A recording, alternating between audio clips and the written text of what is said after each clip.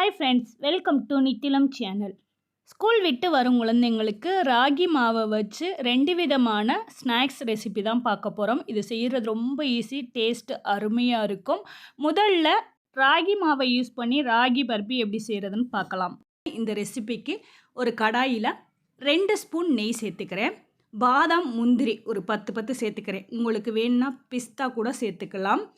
இது கூட வெள்ளை எள்ளு இல்லைன்னா கருப்பு எள்ளு, நெடக்கடலை, பொட்டுக்கடலை எதுனாலும் சேர்த்துக்கலாம். உங்களுக்கு எந்த விருப்பமோ அதை சேர்த்துக்கிறேங்க. நல்லா வறுபட்டதும் ஒரு பிளேட்டில் எடுத்துக்கலாம். அதே கடாயில் 1 கப்பு ராகி மாவு, 1/4 கப்பு ரவை சேர்த்துக்கிறேன். இது தனித்தனியாகவும் வறுத்துக்கலாம், ஒரே கடாயில் சேர்த்தும் வறுத்துக்கலாம். அடுப்பை மீடியம் ஃப்ளேமில் வச்சு நல்லா வறுத்துக்கிறீங்க. வறுக்கும் போதே நல்ல வாசனை வரும். வறுத்து எடுத்து வச்சுக்கிறீங்க. அடுத்து இதுக்கு இனிப்பு ரெடி பண்ணிக்கலாம். எந்த கப்பில் ரவை எடுத்தோமோ அதே கப்பில் 3/4 கப்பு வெல்லம், 2.5 கப்பு தண்ணி சேர்த்துக்கிறேங்க. சேர்த்துட்டு வெல்லம் கரைஞ்சதும் ஸ்டவ்வை ஆஃப் பண்ணி எடுத்து வச்சுக்கிறேங்க. அடுத்து வறுத்த அந்த ரவையும் கேழ்வரகும் சூப்பராக வறுபட்டுருச்சு. நம்ம கரைச்ச வெள்ளை தண்ணியை சேர்த்துக்கிறேங்க. அடுப்பை சிம்மில் வச்சுட்டு தண்ணியை சேர்த்து ஈவனாக மிக்ஸ் பண்ணி விடுங்க. கட்டிப்பட ஆரம்பிக்கும். தண்ணி எல்லாமே சேர்த்து கட்டிகள் இல்லாமல் நல்லா மிக்ஸ் பண்ணி விடுங்க. ஆல்ரெடி ரவையும் மாவும் நல்லா வறுத்துருக்கோம். அது போக இந்த தண்ணியுமே நல்லா சூடாக இருக்கிறதுனால மாவும் ரவையும் வேகமாகவே வெந்துடும். அப்பப்போ நெய் சேர்த்துக்கிறேங்க. நான் 2 ஸ்பூன் நெய் சேர்த்துருக்கேன். சேர்த்துட்டு மிக்ஸ் பண்ணிக்கிறேங்க. அடுப்பை சிம்மில் வச்சே மிக்ஸ் பண்ணி விடுங்க. நல்லா வெந்ததுக்கப்புறம் இது கூட வறுத்த அந்த முந்திரியும் பாதாமையும் சேர்த்து மிக்ஸ் பண்ணி விடுங்க. நல்லா வேக ஆரம்பிக்கும் போதே நல்ல கலர் சேஞ்ச் ஆகி நல்ல வாசனை வரும். இந்த மாதிரி வெந்ததுக்கப்புறம் அப்பப்போ நெய் சேர்த்துக்குங்க. இது ஆப்ஷனல் தான். 2 ஸ்பூன் நெய்யே கரெக்டாக இருக்கும். அடுத்து இது கூட 1/2 ஸ்பூன் ஏலக்காய் பவுட்ரு, 1 பிஞ்ச் அளவுக்கு சால்ட்டு சேர்த்து மிக்ஸ் பண்ணிக்கிறங்க. நல்லா வெந்துருச்சுனாவே அந்த கடாயில் ஒட்டாமல் நல்லா கலர் சேஞ்ச் ஆகி வரும். இந்த மாதிரி வந்ததும் ஸ்டவ்வை ஆஃப் பண்ணிவிட்டு ஒரு பிளேட்டில் நெய் தடவி வச்சிருக்கேன். ரெடி பண்ண அந்த மாவை இது கூட சேர்த்துக்கிறங்க. சேர்த்துட்டு ஒரு ஸ்பூனை வச்சு ஈவனாக சமன்படுத்தி விடுங்க. இந்த மாதிரி ஆனதும் ஆற விட்டுருங்க. கொஞ்சம் ஆறுனதுக்கப்புறம் கத்தியை வச்சு உங்களுக்கு எந்த மாதிரி அளவில் வேணுமோ அந்த மாதிரி கட் பண்ணிக்கிறங்க.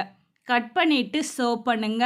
நான் கொஞ்சம் சூடாக இருக்கும்போதே எங்கள் குட்டீஸ்களுக்கு கொடுக்க ஆரம்பிச்சிட்டேன். சூப்பராக இருந்தது. இதை செஞ்ச அன்னைக்கும் சாப்பிடலாம், மீத இருந்தால் ஃப்ரிட்ஜில் ஸ்டோர் பண்ணி சாப்பிடலாம். கண்டிப்பாக நீங்களும் ட்ரை பண்ணுங்கள். ட்ரை பண்ணிவிட்டு உங்களோட ஃபீட்பேக்கை நித்திலம் சேனலுக்கு மறக்காமல் கமெண்ட் பண்ணுங்கள். இந்த வீடியோ பிடிச்சிருந்தால் லைக் கொடுங்க. நித்திலம் சேனலை சப்ஸ்கிரைப் பண்ணாதவங்களா இருந்தால் சப்ஸ்கிரைப் பண்ணிக்கிறங்க. கூடவே பெல் ஐக்கானை அழுத்துங்க. அப்போ தான் நான் அப்லோட் பண்ணக்கூடிய புது வீடியோ உங்களுக்கு நோட்டிஃபிகேஷனில் கிடைக்கும்.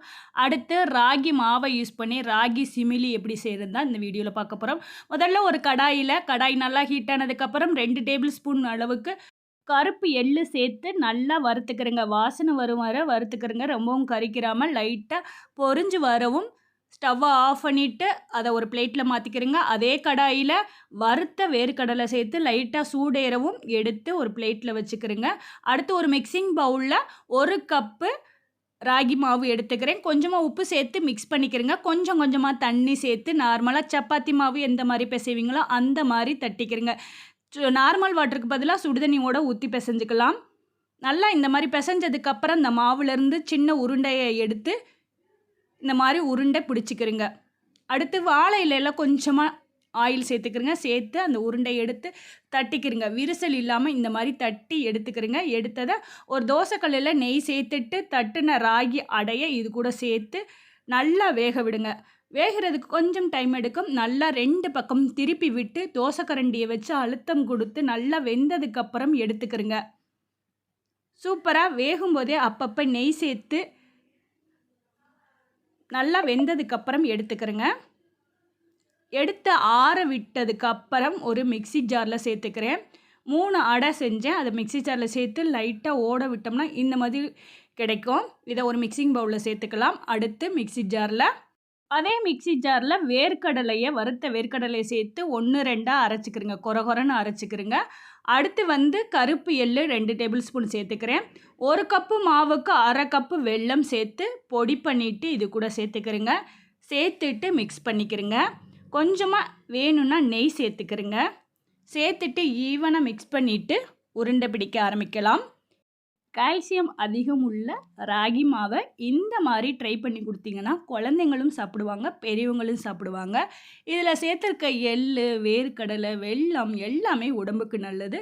இந்த மாதிரி குழந்தைங்களுக்கு கொடுத்தோம்னா எலும்பு நல்லா வலுப்பெறும். அதே சமயம் எலும்பு தேய்மானம் உள்ள பெரியவங்களும் இந்த மாதிரி எடுத்துக்கலாம். ஒரு நாளைக்கு ஒரு உருண்டையோட எடுத்துக்கலாம்.